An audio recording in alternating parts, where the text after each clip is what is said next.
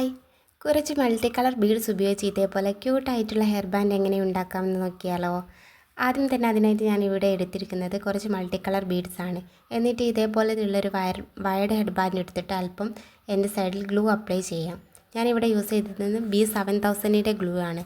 എന്നിട്ട് ഇതേപോലെ ഒരു ബീഡ്സ് എടുത്തിട്ട് ഇവിടെ ഒന്ന് ഒട്ടിച്ച് കൊടുക്കാം. അതിനുശേഷം മറ്റേ എൻഡ് സൈഡിൽ നിന്നും അല്പം ബീഡ്സ് ഇങ്ങനെ കോർത്ത് കൊടുക്കാം.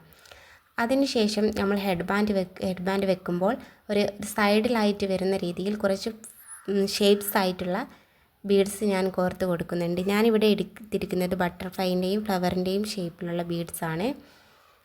അതിനുശേഷം വീണ്ടും മൾട്ടി കളർ ബീഡ്സ് നമുക്ക് ഇതിലൂടെ കോർത്ത് കൊടുക്കാം.